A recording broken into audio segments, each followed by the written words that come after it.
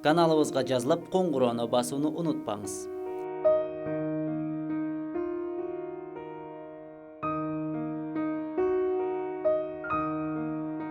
Тирилген өлүк.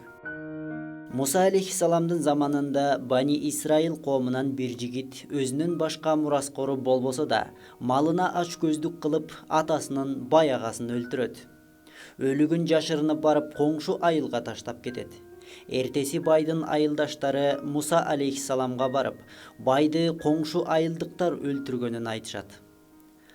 Алар өлтүрбөгөнүн айтканда, Аллах Таала бир уй союп, бир бөлүгү менен өлгөн адамды урса, өлүк тирилип ким өлтүргөндүгүн айта тургандыгын Муса алейхиссаламга билдирди.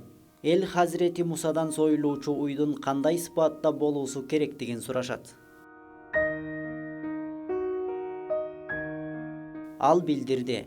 Баасы 3 алтын болгону менен, айтылган сыпаттагы жалгыз гана уй болгону үчүн териси толгон алтын берип бул уйду сатып алып, акыры союшат.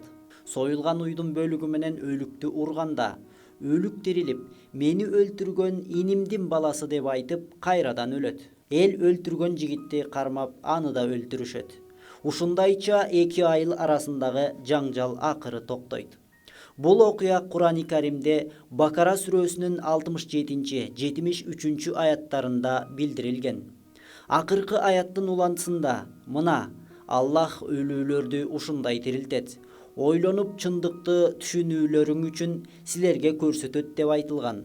Фараондор доорунда Мисирде уй ыйык деп саналган жаныбар эле. Азыркы Индия сыяктуу алар да уйга сыйынышчу. Аллахтан башка нерселерге сыйынууга болбой тургандыгын көрсөтүү жана ушундай ката ишенимдерди жоюу максаты менен Бани Исраил коомуна ушул мужиза көрсөтүлгөн.